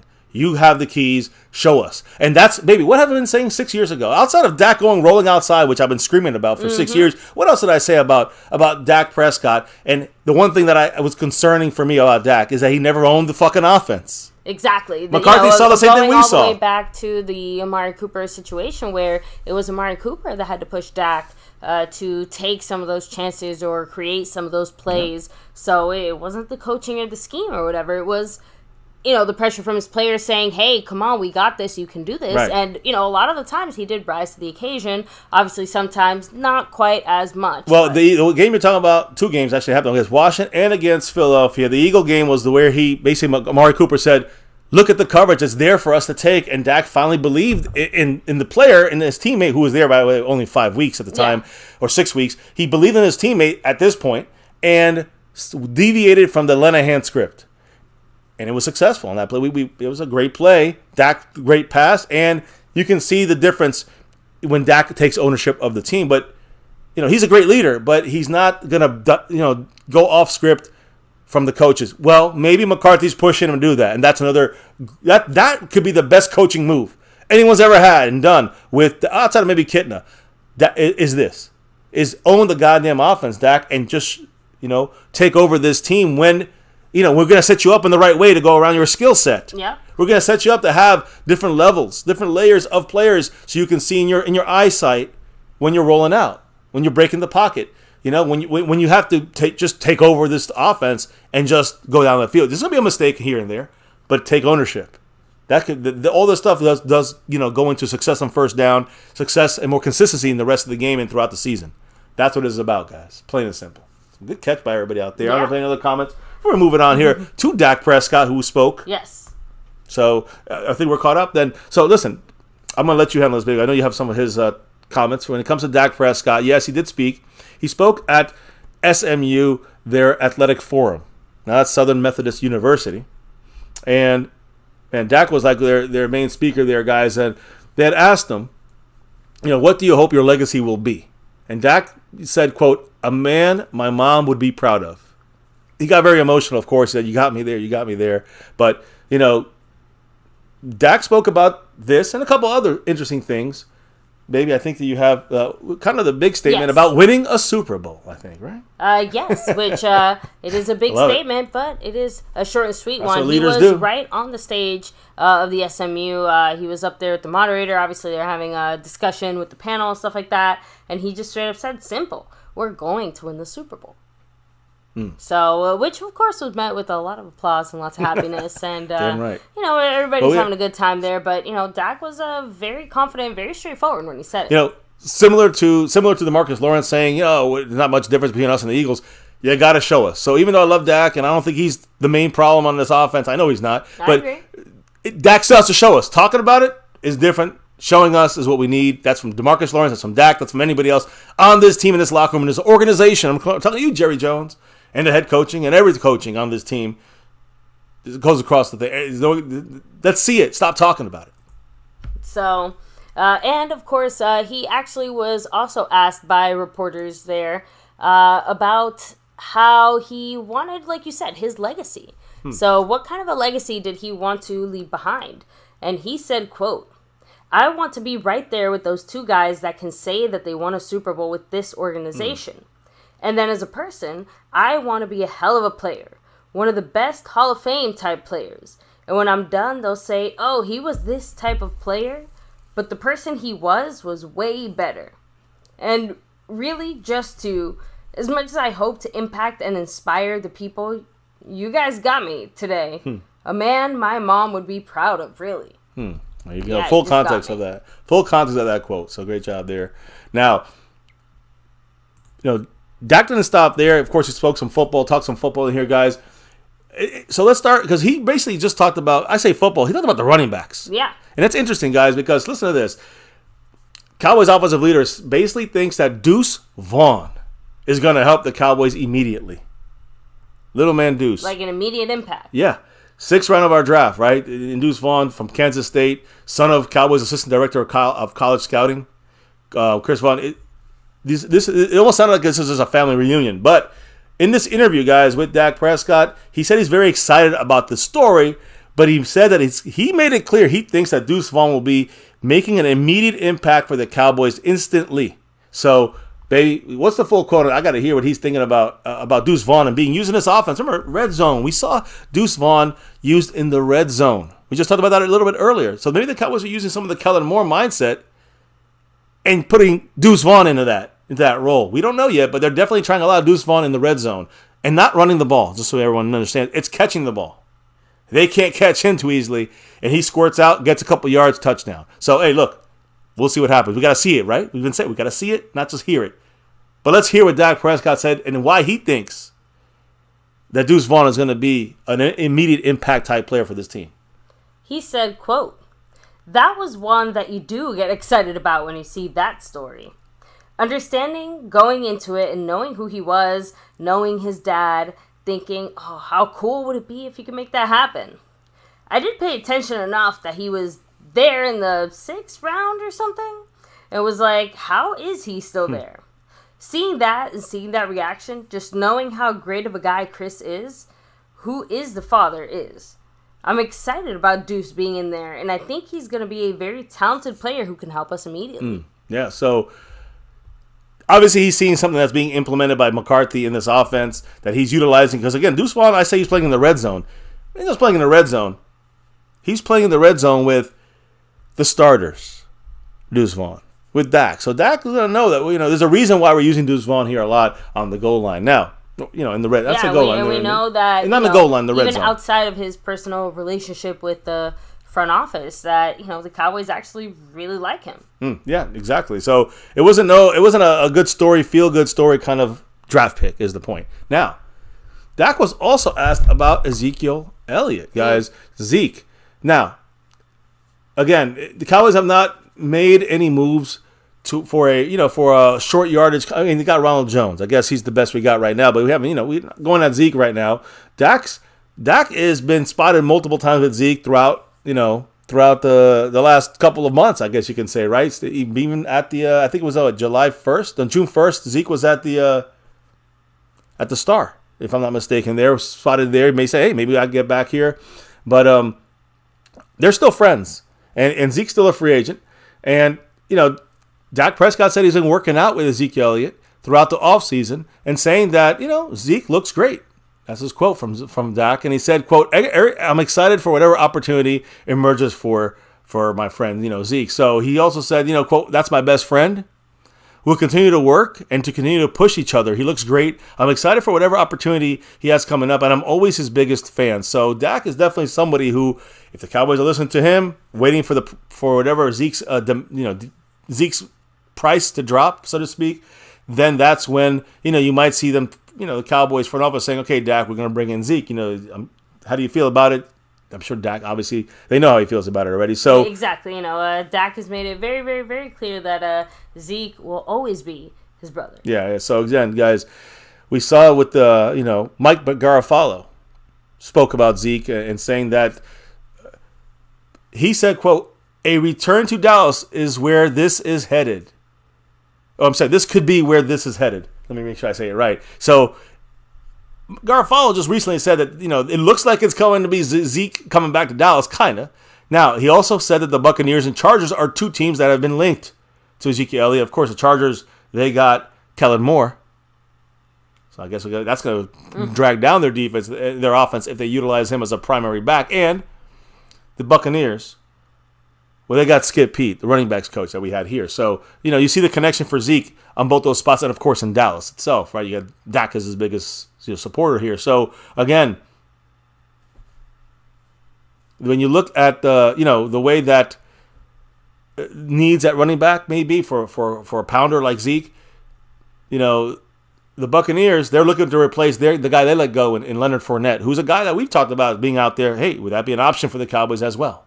Another Buccaneer. You could say we got Ronald Jones already. Would Fournette be a guy? Well, you have Zeke out there as another option as well. So we'll see. We'll see what happens. I don't know anybody saying anything about that. Foxy's friends, interesting. He said, or they said, Zeke ghost signed my ball and was often rude at the team hotel. No love lost there. Wow. I did not know that. No, he was rude, I do have to be honest. We never really saw Zeke doing too much, fan stuff. So I wouldn't be surprised if maybe he is a little bit cranky-ish. Asshole-ish. In that regard, but it still doesn't really excuse him being such a jerk to other people. So that's definitely not fair. So Cactus G saying, I have to wonder if Zeke's legs are completely healed. So I don't think they'll be healed completely. Supposedly are healed completely. Does that mean that he just got away scot-free from that injury? Because that's not necessarily always the case, right? So let me see. Oh, so yeah, Foxy's friend said, well, I take the ball and Sharpie and fit. Okay, so basically he pretended to sign a ball, I guess. Yeah, that's a dick move. Yeah, it's kind of messed up. He seemed to do it the real signings when we saw him multiple times at the Pro Bowl, week of practice and all that. So he seemed to go like a great guy. So, but I know, like everybody else, he might be already overdoing it, maybe and at a point you just walk out. I don't know. We'll see. I think Zeke has a good chance of coming back to the Cowboys. If he decides to maybe take more incentives and less guaranteed. I know there's also a little rumor floating around that he was going to go to, what was it, the Patriots, I think, or something? Patriots, yeah, they were another team on that list, but it seems like he's dropped off of that. Now, it seems like with DeAndre Hopkins. Just kind of throwing that out there, too, in the sense of, I definitely still think that the Cowboys are in the running, top contender, if not, exactly, top three, however you want to slice it, but to me, we're definitely leading the pack, especially because Zeke is still here in Dallas. I think Zeke is the safety net. I think for him and for us, I think he's starting going to go anywhere else if they're going to pay him more. Obviously, even guaranteed money more. And if nothing else succeeds, then we're the safety net for him. That's my guess on it. But let's move on to our starting running back. If we get Zeke or don't get Zeke, no offense to Zeke, but Tony Pollard is going to be the starting quarterback, baby. That's the way it's going to go. So $10 million, $10.1 million. He's the starter. And you can ask Jerry Jones. I don't care how much he loves Zeke. The starter is still going to be Tony Pollard. So don't worry about Zeke taking snaps from Tony Pollard or anything like this. But I do want to kind of mention at least, the production from Tony, the Pollard production, TP's production, guys. When you look at Zeke not being there from week 8, week 9 and 10, Tony Pollard averaged 123 rushing yards per game. That was second in the NFL among running backs. He averaged 137.5. 137.5 scrimmage yards per game. That was number one amongst all running backs in the NFL. So you're just seeing, you can get him the ball on the ground. You can get him the ball in the air. That's the domination factor. That's the dominating factor of Tony Pollard. And again, he also rushed for 4 touchdowns. That was tied in that span. That was tied for fourth. That was tied for first with those 4 touchdowns in the NFL during those 3 weeks. So I'm just saying, when he was a starter, there was some ground and air domination by Tony Pollard. Last year, guys, the Cowboys were 5-1, and I stress the passing game because I do believe in the West Coast offense. There's going to be a lot of passing to the running backs, like we just heard about, Deuce Vaughn, but from Dak, being utilized there. Mm-hmm. You're going to see it. I think you're going to see more of that for Tony Pollard this year. Cowboys were 5-1 last year when Tony Pollard was targeted 5 or more times in the passing game. Not catch the ball, but targeted. That was usually means that we were winning games. When we were throwing the ball, Tony Pollard. So keep that in mind as well, because I believe that is these analytical, kind of guides to how do you use your guys best. And Tony Pollard, guys, when he had 18 or more touches, that means running the ball or catching the ball in a game, of course. The Cowboys scored 35 points in each of those games. scored over 35 points in each of those games. And also Pollard had 6 touchdowns in those games. So you get the ball in Pollard's hands. And on the ground, you know, when it's touches, 18 or more touches, on the ground or in the air. 5 catches or more, 5 targets or more, and you make sure he has that ball in his hands 18 or more times, you're going to probably win the game and score a lot of points and get a lot of touchdowns through Tony Pollard. At least that's what the analytics say from last year. You go to Paris Campbell, who's a wide receiver from the Colts. 22.11 miles per hour when it comes to his speed last year. Paris Campbell, he was the fastest, speediest guy in 2022 with in that speed burst, let's say. He had a 26-yard rush during the Colts Week 18 matchup versus the Houston Texans. In Week 11, Tony Pollard was the top mile-per-hour guy for that Week 11. I mean, he had a 30-yard touchdown reception. The catch. I'm trying to throw a lot of catching the ball here. He was a running back. This is why he's more important than just a running back. He's catching that ball, and he had a 30-yard touchdown catch against the Vikings in Minnesota. He hit the 20.35 mile per hour mark on that. And again, if you look in that same game, he had a 68-yard touchdown reception as well. 20.39 miles per hour. I'm just saying this man is speeding fast. Get the ball in his hands on the ground or in the air. You will score more points. You'll be more successful on first down. You'll be more successful. That was Cowboy 92 chiming in here saying it's about the money with Zeke. Trust me. I truly believe he'll be back if the money is right. He is a Cowboy at heart. And not just that, but specifically for Jerry Jones, who generally loves Zeke and likes Zeke. Yeah, so. I mean, he wants him to be part of the family. He wants him to be like a Des Bryant, like a Troy Aikman, like, Michael Irvin. He wants him to be like that kind of legend, like the guy that not just a legend from like Roger Staubach legend. He talking about the Jerry Jones era legend when Jerry Jones has been part of the Cowboys, right? So I think that Jerry Jones likes those guys a lot better. That he wants to keep promoting them, keep them in the mix, and always helping. He helps them. His favorite Cowboys are always going to be by his side. So he don't want to lose Zeke like that either. He wants Zeke to be part of the family, but Zeke's going to test the waters, and he might be coming back. We'll have to wait and see. Right now, what I'm trying to say is Pollard, he's the only thing I won't do is give him the short yardage stuff. That should be for a Zeke. That should be for Ronald Jones if you don't have Zeke on this team right now. Maybe Tyler Lipke. In fact, maybe that's exactly what we're talking about now, is the running back scenario, the depth at running back. According to Bleacher Report, the biggest weakness for this training camp for the Cowboys is not running back, because we got Tony Pollard. It's running back depth. It's who's next at running back. And I mean, it seems to be a bigger drop off for the backup running backs right now. That's to them. It's not even about depth. It's just in our whole team. They're saying their biggest weakness is depth, but specifically at running back. We don't have problems at depth, just at running back. So, or at least that's the biggest weakness. So it's kind of surprising that they're not pointing out like left guard. I guess they're figuring Tyler Smith will be there. There's a couple things you can pick on here, but they're picking at depth, which is a good sign. That means our starters on offense and defense are doing great. I mean, we must have a great team when we have all our starters on that field. But the depth at running back, if something happens to Tony Pollard,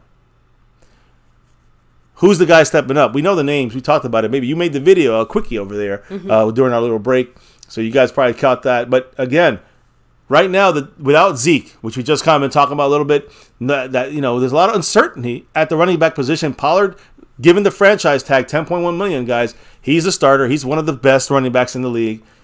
But he was splitting time with Zeke last year. Still, Pollard got almost 1,400 yards last year, 12 combined touchdowns, a Pro Bowl. First time I think for him. Yeah, first time for him for Pollard to make the Pro Bowl. And so the running back's not a problem. It's what happens behind him. So the Cowboys don't have a lot of experience behind 26-year-old Tony Pollard. Undrafted rookie Malik Davis last year. Of course, we like him a lot, but he is an undrafted guy. He hasn't been given the reins. He's going to be a guy you trust to be the full-time running back for the Cowboys. I mean, you might have to, but that's an option there for the Cowboys. You got, 6th-round rookie Deuce Vaughn, who's 5'5", so he will not be able to carry the load the whole time. Now, again, guys, you look at Malik Davis. He only had 79 snaps last year for the season. And again, not much playtime. Yeah, and reiterating Deuce Vaughn as a rookie, 179 pounds and 5'5". So these guys are not necessarily guys who are going to be being the backup to Pollard. There's no way for these guys to necessarily be full-time guys, even if they wanted to be. Now, Ronald Jones would be the guy, he's maybe the most experienced guy. He's had some more of a full-time kind of role, right, with the Buccaneers. Listen, he was the Buccaneers starter. He had only 17 carries last season. And Malik Davis had more carries than Ronald Jones.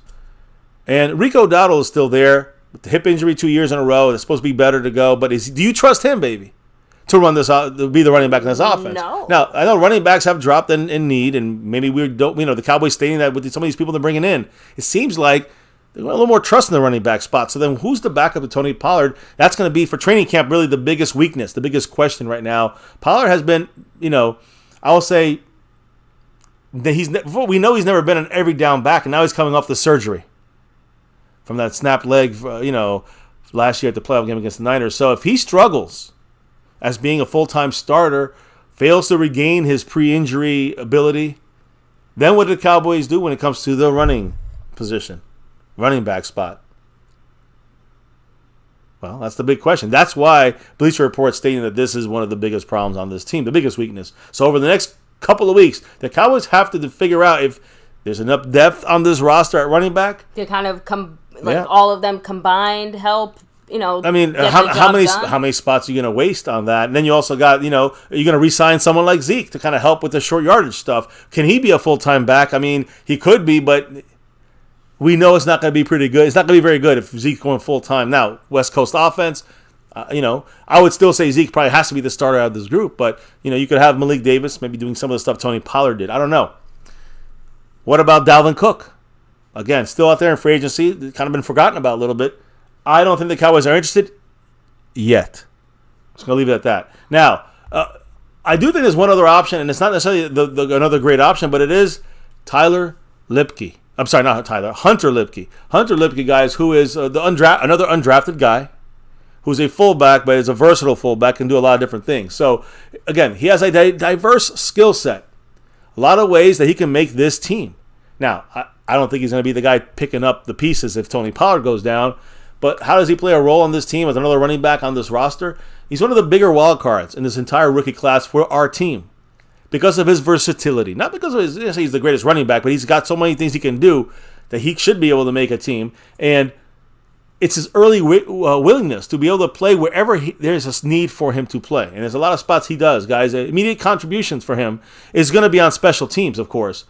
But the ability, not just now, but for the future, is probably more, I don't want to say an offensive playmaker, because I don't think he's that. But at North Dakota State, he drew comparisons to someone like NFL perennial All-Pro fullback Kyle Juszczyk. We all know Juszczyk, and he's a guy he's a versatile blocker, pass catcher. He can run the ball. He's athletic enough to run the ball. So I'm just saying, that's the kind of fullback that's, you can have some of the best qualities as a fullback. And by the way, guys, I want to make sure everyone remembers, fullbacks pretty much, unless you're unbelievably, great, they're usually undrafted guys. They're not going to be guys you're going to draft. Oh, I can't wait to draft the fullback in the second round. It's not going to happen. Yeah, most people don't invest a lot in that position any longer. And honestly, I would actually say that fullbacks seem to have a bit of a resurgence in importance just because you see more teams kind of implementing them in a similar fashion. Versatile ones. That's the key. So it's about the versatility of the fullback, not just the big bruiser. Kind of reminds me of some of the comments you made earlier about Pollard and how his versatility is the thing that really elevates him and makes him above the rest. Versatility scares us when it comes to the Cowboys, so they try to flex everything with these guys. But I think Schoonmaker... a little better about that. Schoonmaker plays well at the inline blocking kind of tight end, which is also could be a fullback kind of role, and that's something I think Juszczyk can do, and so can Hunter Lipke. So I think that, when you look at Kyle Juszczyk as a comparison, he's not going to be him, but Juszczyk is a lot bigger, I think. But he's a guy that may have some of the same tendencies, the same skill set, kind of a cheaper version of a Kyle Juszczyk. So the ability for the way that Juszczyk picks up a first down on a short yardage play is a lot of the reasons why you're seeing the comparison to Hunter Lipke. At the same time, you're also seeing the versatility that they both have with Juszczyk and Lipke, because you can run the ball on the short yardage side of things, but you can also line up. Lipke can line up as a wide receiver, basically. True receiving threat. he is athletic enough to catch the ball and run routes. So it's interesting to see where Hunter Lipke is how he's gonna do this training camp. Another name, you got a dark horse in the running back group. Hunter Lipke, I think he's a guy that not just for the running, but for everything he can do. Now, can he take over if Tony Pollard goes down? The answer is no. Hell no. Of course, I hope no one falls for that one, because undrafted free agent, that's a fullback. You don't want him running your team. So again, you still have the same problem, but you're seeing guys like Ronald Jones, Hunter Lipke, maybe Zeke coming back. Of course, you got guys like Deuce Vaughn, Malik Davis that can help in other ways, but the fullback kind of run, short yardage stuff, I think that's the biggest thing we're missing. I think that's the depth that their Bleacher Report's kind of now this past insinuating. year, we kind of used an extra offensive lineman as our fullback. Yeah, for at the most times, part, right? Yeah, Connor McGovern and. I say most part. Like I said, I'm speaking in an overall general sense. And then Kellen Moore decided to throw the ball. So kept two weapons off the field when you have two fullbacks that are Connor McGovern, and I think it was I know we used to have Lel Collins. I think it was Terrence Steele last year even for a snap. But insanities, that's Kellen Moore's crap that we had to overcome last year. This offense had to. So listen, all I'm saying is this is Tyler Lipke. The Cowboys have flexibility with him, which can unlock an extra layer to our offense if McCarthy, again, he loved to use fullbacks, McCarthy. That's one of those things where I think that you may be able to see, McCarthy's skill set there help it out. Now, prior to arriving at the Star as an undrafted Dallas Cowboy here, did you know this, baby? The only past experience in Frisco came for him at the FCS National Championship, where he won 2 rings with North Dakota State. And he did this at nearby Toyota Stadium. In 2022, I think in 2022, he rushed for 3 touchdowns in that game, in this championship game, 38-10 win over Montana State. And he got the Most Outstanding Player award. He did say this, quote, "I'm not trying to be anybody else. I'm just trying to be the best version of Hunter Lipke that I can be every day." And this was when he was asked about, the early comparisons to Kyle Juszczyk. And so he's just like, I'm just trying to be the best version of me, not trying to be Kyle Juszczyk. But look, in the end, how do you feel about the running back situation, maybe, with all the different ins and outs on this? And again, Tony Pollard, all the things I'm trying to go through the good and bad here. Yeah, no, I think you brought up a lot of good points where, again, obviously we're in a situation where it's not completely horrible, right? It's not like everything absolutely our starter sucks. is one of the best in the league, right? Of course, but we're talking specifically, obviously, about who is playing, the Robin to his Batman. So, personally speaking, I do still feel like there is room for improvement, and that improvement very likely will have to come from outside of our own building. Like, I don't necessarily think any of the guys that we currently have here have what it takes for more than just a supplemental type of role, which I do think, again, obviously we know, Deuce Vaughn is definitely probably not going anywhere, but outside of that, I do think it's relatively open. And knowing the Cowboys, though, it probably will be some combination of the 4 guys that we already currently have, along with, some kind of scheme situation. Which, as of right now, I have to admit, that would not make me very happy. Well, what is the situation? You talk about if something happens to Tony Pollard? Because that's the question I think is more tough. Yeah, the Cowboys are really who takes over the top spot? There. Who takes over the top spot? Do you trust? Do you bring in a Zeke to take over the top spot, is what I'm trying to say. Do you trust him over the other guys? But my point is, how do you feel about that? The fact that the weakness is not who's the power back. That's one of the weaknesses, but it's who can take over the offense at the running back if something happens to Tony Pollard. Answer that one. That's realistically speaking, as of right now, I can't imagine you do find a replacement for Tony Pollard. You're gonna have to. Dalvin Cook's out there. Zeke's out there. I'm just throwing out the comments. That you can't. You're not relying on our own guys. Is what you're saying. So what do you do? We have the money for it. Realistically speaking, knowing the Cowboys, we'd probably grab Zeke and then just roll with him the whole year as a starter. There with whoever else we have. And that would cost us more if we didn't do it now. To quote unquote replace Pollard, I do think you'd need 2 backs to do it. I don't think that you'll be able to find one running back with a similar skill set as Pollard. I agree with you. I think that Malik Davis can do half the work there and just be good enough. He's not going to be great, but he can do a good enough job to kind of do the running back stuff there, and then let someone like Zeke come in and do the power stuff. the pass blocking stuff. The stuff you need more experience and more knowledge than Malik Davis might have, right? You can just running the ball. Okay, that's fine. Catching the ball in the backfield, that's fine. But you need that speed, right? But when you have the pass protection, when you have the short yardage, you need the other running back. Once you start getting a little bit more involved, But then you need the other one. That's the thing, is I still think that whoever the big guy is, the blocking or running for the short yardage is not going to be Tony Pollard. That would be the smart move by the Cowboys, in my opinion. That he does not run a lot of short yardage kind of, possible, bruised up kind of situations. That's going to just that would then bring us to the big weakness on this team. If you want to look at it from Bleacher Report's mindset, which is the depth at running back. So very good point. So now, real quick, let me go ahead and hit up the chat real quick. Let me see. Foxy's friend said, "Did we get a kicker yet? PFF doesn't think that we need one." Tristan Vizcaino is our current kicker. That's the only guy on the roster. And our front office has made it kind of clear that any future addition to the team will probably be like a USFL kicker. Not necessarily a current NFL free agent. XFL, kicker. USFL, not a Mason Crosby or Robbie Gold. Yeah, so that's what it seems like. Manage your expectations, but you're right. As of now, no Vizcaino is our only kicker. So let me see. And once Pollard went down in that playoff game, I think it was pretty obvious that our run game was basically going nowhere.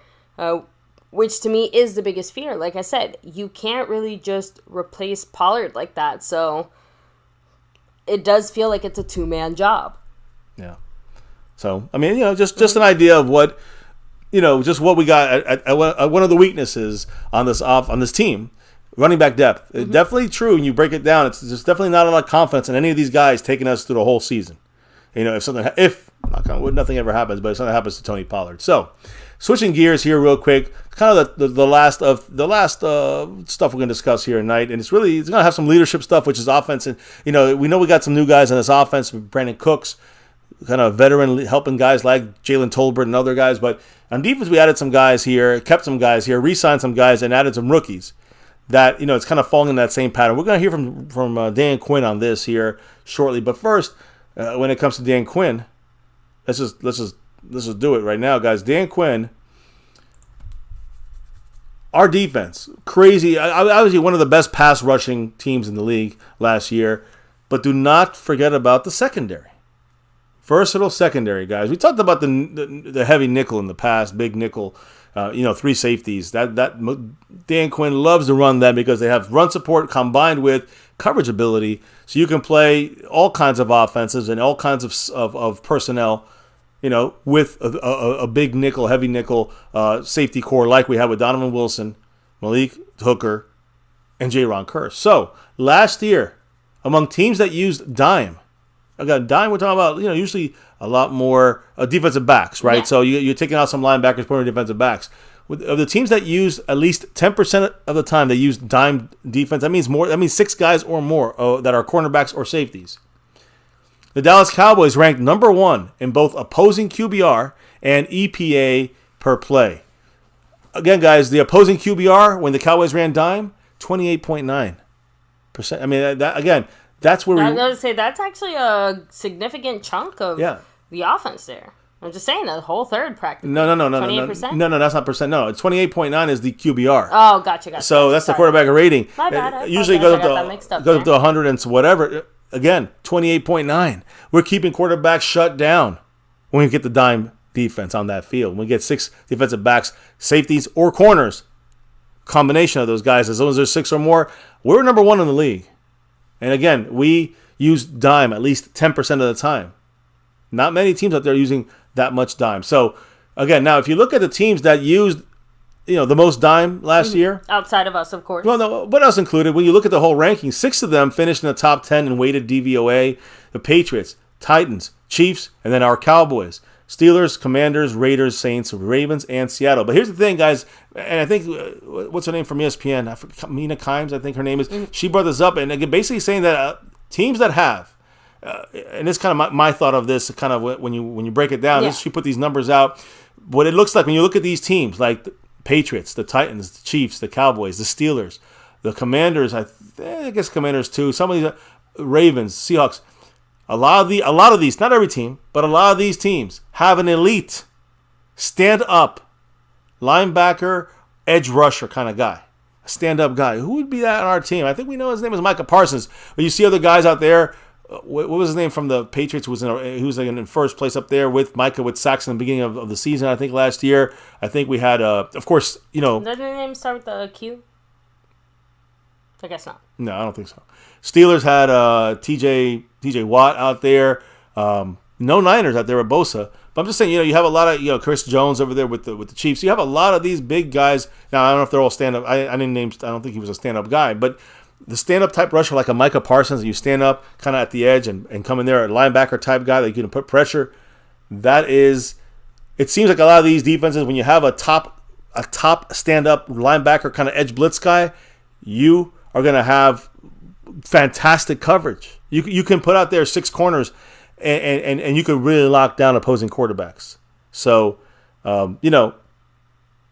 to me, this is where Dan Quinn comes into play once again. The coaching, making things happen with the personnel. He can be versatile, and he can also be disguise. We talked about his disguise abilities in defense. So to me, when you have that kind of pass rush, you have that kind of edge dominator like we have in Micah Parsons. That is where you'll see the best of our coverage in our defense. When that defensive pass rush gets to the quarterback consistently, and that's what we should be seeing with Dan Quinn. Again, for a third straight year. Now, Dan Quinn spoke about the role of the veterans on our roster when it comes to the young guys. And again, the key here is a perfect mix of youth and experience is where, we talked about this on offense a little bit, but on defense, even though we're great last year, I'm telling you, we're going to be better this year. The Cowboys, Dan Quinn, our defensive coordinator, he said that, this Cowboy team, largely led by guys like Micah Parsons and Trayvon Diggs. We know the ascending superstars. But it depends. He basically implied it depends a lot on guys also like savvy veterans like DeMarcus Lawrence, Jaron Kearse. And now when you look at young guys like, rookie first-round picks, like Mozzie Smith and other rookies on this team, that are going to have to kind of step up and contribute, whether, I know special teams, but we're talking about defense now, like a Mozzie Smith. Dan Quinn is very thankful to have a growing group of guys that have been there, done that type of mentors for these young guys. We talked about this already in the past. I think you put out one of your quickies, I think, was also about Brandon Cooks on offense and Stephon Gilmore, which we're going to touch on here as well in a minute. But this is one of the main things that Dan Quinn kind of has been saying, and he really loves the way that these experienced, successful, experienced veterans can mentor and help, I would say, set a great foundation for these young guys that are just, coming up. And Mozzie Smith, for example. All right, let me throw him up on the screen here because Mozzie Smith, I mean, when you break him down, guys, how he's done so far in practices, Cowboys didn't do 11-11 work. We know this. All right, this was a Mike McCarthy kind of deal. So during the OTAs, during minicamp, we didn't do any 11-11 stuff. So it's hard to really see how we're going to use him. We did see a little bit. We saw some pictures. We saw a clip here and there of Mozzie Smith. He's going to be doing a lot of 0-tech, 1-tech, 3-tech kind of stuff. Mainly 0 and 1 is my guess on this. 6'3", 325 pounds, very strong. And again, what else has he done this offseason? We don't really know too much, but he's done offseason work with the team and away from the team that is going to be basically kind of trying to do and learn what the coaches want him to do technically as a foundation for him. And he said, Mozzie Smith was interviewed, and he said that, we talked about it last week, he's picking up everything fast. Other players, Zach Martin said that he's gonna be fantastic in these one-on-one battles in training camp. Zach Martin, right? So, I think you had said that in the past about the Zach Martin battles at training camp. Yeah, of course. With Mozzie Smith, of course. Yeah, I think I directly quoted that in one of my quickies. Yeah, exactly. That's true, too. So, again, but who's the guy we're talking about for Mozzie Smith? The mentor that Dan Quinn's kind of seeing for him? This guy. Not a surprise. You guys don't know who that is? That's Jonathan Hankins, guys. Who, by the way, also has been a player who commented on how excited he is about Mozzie Smith and basically said, Mozzie got it.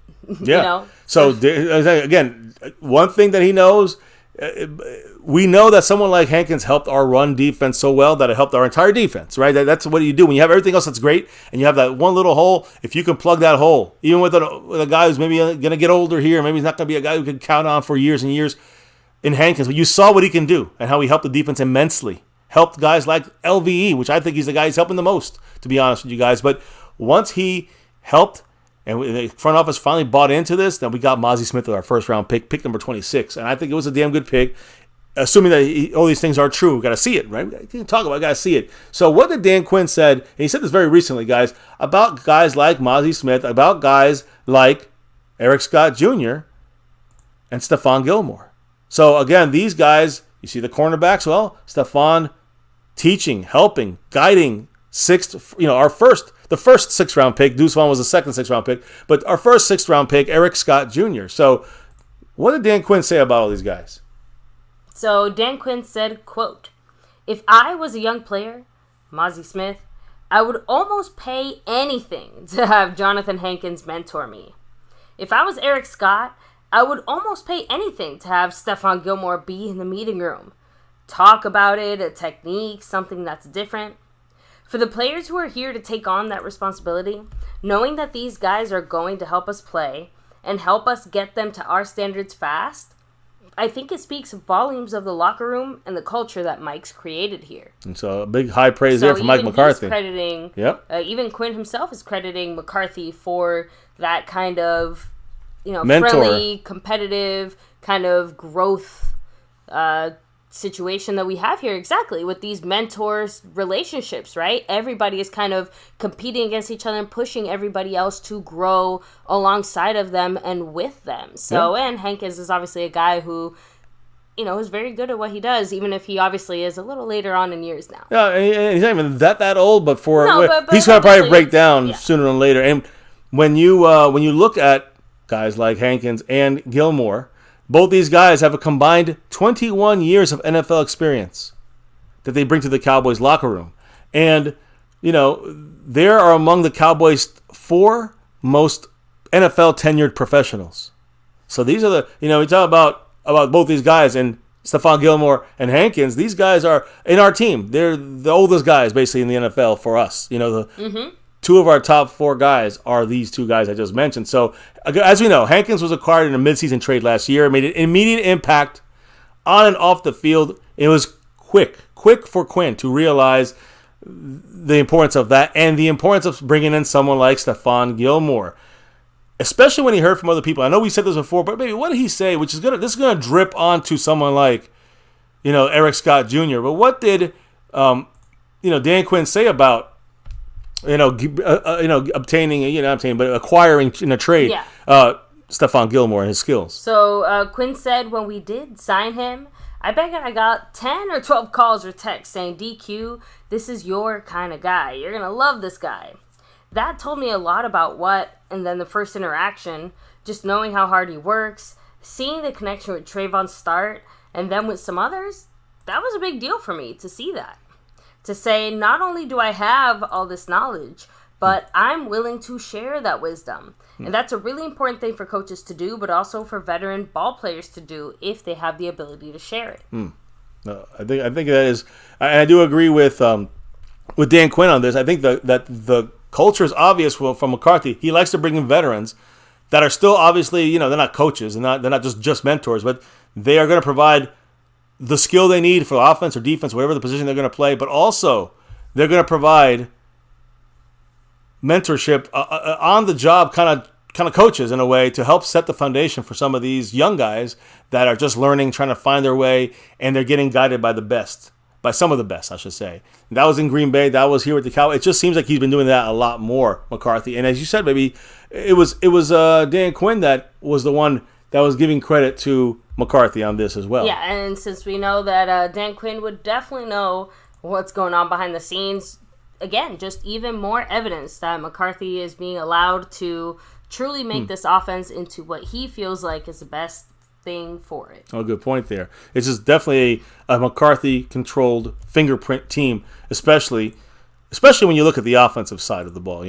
Obviously we know Dan Quinn's running the defense, but the impact of McCarthy kind of having this mindset of bringing in some of these experienced players that are still very good value for the team, makes the team better on the field, but also makes the team better off the field, and helping these guys, evolve and get better and set a great foundation. That's a McCarthy thing, not a Dan Quinn thing. Keep that in mind. And it's working, I think, Tyler Smith last year with Peters and Tyron Smith. I think you'll see it this year with Stephon Gilmore and Eric Scott. I think you've seen it. You're going to see it this year without question with the first-round pick, Mozzie Smith and Jonathan Hankins. I love it. I think it's a great thing. Not the only thing, but it is a good thing to have on your team, in my opinion. So, baby, that's kind of it for the night. I mean, that's it. We got everything caught up for this entire week. I know it's a quickie. I know people were not used to us being here. So, it was a little slower, I guess you could say, on that side of things. But, we bring it to you guys with Dan Quinn right here front and center. Mm-hmm. Always bringing the news, info, and updates, talking our Cowboys nonstop, even after, a little vacation time with the family. And we're back in town, buckling up for the, next 4 weeks of a little bit lesser news, a little more relaxation. Again, we just did like 5 days and an hour and 40 minutes. Yeah, to me, this is the exact definition of the calm before the storm. Just because, all our Cowboys have to do is sit there, chill, ride things out, right? Relax, and rest. But, of course, we're also kind of fingers crossed, like, please no shenanigans, no nothing. It's been quite a while since we've heard of any Cowboy players into any shenanigans. I would just very much like to keep it that way, especially when it feels like we have such an overall complete team, even if, like you pointed out throughout the night, there's a few spots of improvement, whether that's through, free agents or maybe developing some of the guys we already have or what have you. Going to start getting a peek into what the Cowboys are going to start doing here, like we said, in the next few weeks. Let me go ahead and hit up the chat here just a little bit. And I made a mistake here right off the bat, by the way. Oh, okay. First and foremost, I forgot to mention at the beginning of the stream, and that's why we're really rusty, guys, so forgive us. But the gifting leaders, I got to give a big shout-out to Skeptical Fan. Currently, he has 33 gifted memberships. Much love to Skeptical Fan. Jason Renfro this month. Second place with 17. Much love to you as well. He's currently leading the Cash App board for this week, Mr. Jason Renfro. But Skeptical Fan, 33 gifted memberships, and he's currently in first place. He's last month's big winner, the champ of the gifted memberships last month with 24. So he's already shattered that record. And by the way, one last thing I wanted to say, and yes, Skeptical Fan included in this, star level members, nightly shout outs. We got it in time. Skeptical Fan, star level member. Mary Alvarez, star level member. Lincoln Kane, all the way from Australia, star level member. Much love to you guys. Appreciate you all. And always go Cowboys. Also appreciate your guys' drops of love from above tonight. Rejoining the membership here, Brandon James Shea. A bunch of thanks dropped by Dwayne Broussard and also Skeptical Fan. He's, of course, dropped those gifted memberships to some of you guys like West Texas Cowboys and Montana 808. And Jason Renfro, of course, like I said, Cash Apping it and dropping a little love in here. Appreciate all you guys on that side of things. And the sponsor of the week, baby. Who would that be if you don't? He's also the Cash App King for the entire week. That's for right. 2 weeks, actually, till next week. And we all know why he's here. It's Snug Yeah, X. you know it. Thank you so much, Snug. Appreciate you, of course, representing on both sides of that board there. Boom. Yep. And Marco Seppian still hanging on with 17 points in the Stream Boss. Appreciate him always. And he's, always repping that star out there in Hawaii. And, of course, in first place tonight, this week, kicking off a new week, Brandon James Shea. Just a little bit over Mr. Skeptical Fan as of right now. In first place on the overall board. And, again, the champion is not crowned this Sunday. It's going to be next Sunday, because we had a very short week this week. So we're going to make sure Snug X gets its proper representation. You know what I mean? So we'll also be crowning at the end of this week, at the end of the month, who's going to be to this month's membership leader or winner, gifting membership winner, and of course, will he break the all-time record? We'll see. He already did it this month. He's already got it almost by 10 more than last month. So much of the Skeptical Fan as always there. Now let me go ahead and do the final shout-outs here of the night. And guys, remember, just because we're wrapping things up tonight doesn't mean you're not going to see our fingers crossed, hopefully beautiful faces tomorrow.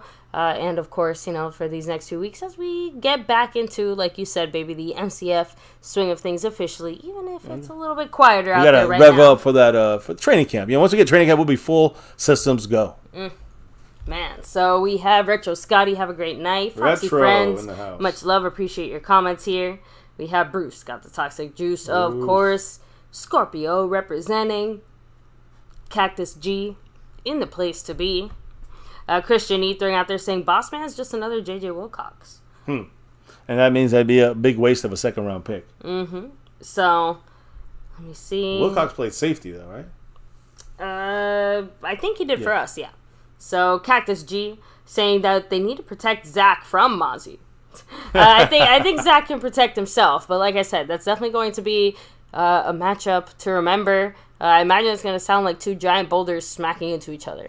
That's just how I picture it. It's going to be a war out there. It's going to make both better. I mean, you can't really make Zach Martin better, but it's going to test Zach Martin with the young guy, and the young guy is going to learn. And he's going to get better and better, just learning off some of the best on the offensive line. So, looking forward to that. Let me see. We have Frank Moyer, Cactus G, Dallas Common 92. But that's as far back as I can go. So, perfect timing there. Frank Moore, have a great night. Yeah, so that is as far back as I can go. So, to everybody here, chilling, hanging with us, thank you so much for taking the time out of your day, your night, hanging out here with us. We'll see you guys once again tomorrow for our finale-ish, right? We're rolling things into another week here at MCF, but we will be wrapping up this week tomorrow.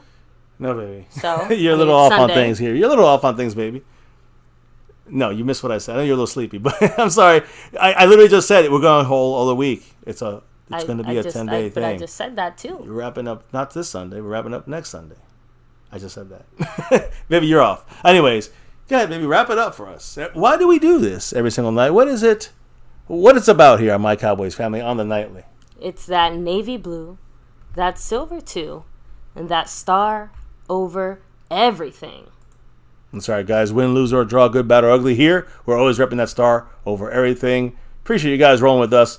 A little bit of getting back to normal here on MCF. We've been out of it for 5 days, but we're back at it. And like our Cowboys, it's the off season. We'll be getting better and getting ready for the season, training camp, and beyond with you all here on MCF on the nightly. So, and again, I can't forget the fact that we are literally a week away, guys. At the end of this month is basically the start of our 7th year on MCF. It'll be 6 full years on YouTube at My Cowboys Family. Crazy to think about. Yep, it's insane. 6 years on MCF, July 1st. So get ready for the party here. It'll be something we're going to do here on July 1st, maybe July 2nd. I don't know, but it's going to definitely be next weekend. And we close out the month, close out the this double weeks we got going on here, and end it with the bang as we end year 6 and start year 7, 6 and beyond, right, baby? Before we can, why do we do this here on MCF? It's about all those colors and all the representation, that star for everything. But here on YouTube, never forget the number one thing here and now and forever when it comes to My Cowboys Family. As always, say it with us. Go Cowboys! Let's get that 6 and beyond. That's right, MCF 6 and beyond on July 1st. So, guys, thanks again for rolling with us. Again, we'll tweak it up tomorrow. Probably have the cameras on, maybe rolling, and discussing all the news, info, and updates on our Dallas Cowboys. I know we'll be talking a little bit on Dak Prescott, I have a feeling, and those interceptions, just because there's a lot of proof in there if you just watch it. If you just look and see, oh my goodness, that was just dropped. That's not on Dak. You'll say, God damn, all right, maybe it's not only Dak Prescott. That's the problem. Guys, thank you again for dropping your knowledge in the chat all night long. Thank you for dropping the love from above, the membership gifting, joining the memberships. All you guys, the thanks, the Cash App, whatever. Guys, can't do this without your love and support. But now it is time to call it a night here before we can relock and reload tomorrow for another one, baby. What do we got to do here on MCF before we drop out here for the night?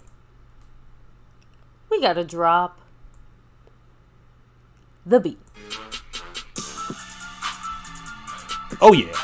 Beat's been dropped, guys. Thanks again for rocking with us here on a fast-forwarded week. But now it's going to be a week and 2 days kind of deal here on MCF, right? Saturday, Sunday, a whole of the week. And we'll crown some champions. Just night 1 here. My Cowboys Family. We talked about a lot. Catching up the last 5 days. I hope we got you caught up here, up to date. We kind of got up to date as well on things. Guys, thanks again. We'll do the eagle taunting later. We got to get to bed. We're tired. Guys, thank you for rocking with us here on another MCF Cowboys chat. Repping that navy blue, silver, and star. We got the mentors in the house, guys, like Hankins, like Gilmore, like Brandon Cooks. We got the young guys got to step up right now. That's it. We got to see guys come back from some bad years where there was, Jalen Tolbert, or guys that we got to see, what they got going forward, like Amazi Smith, very important piece stepping up in this defense. I can't wait. Running backs, we talked about it. We still got to look for more. McCarthy's, biggest obstacle, we discussed it all. Dak, he knows what he's got to do, take over ownership of this offense.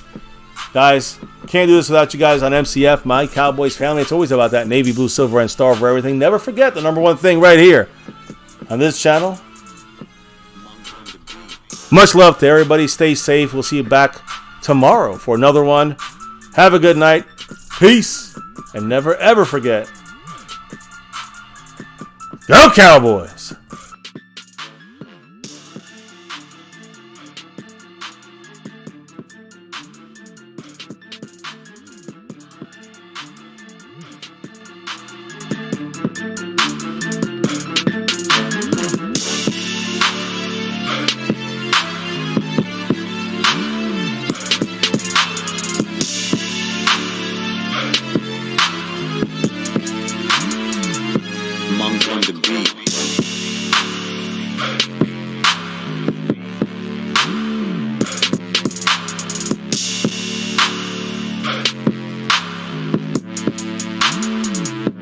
Monk on the beat.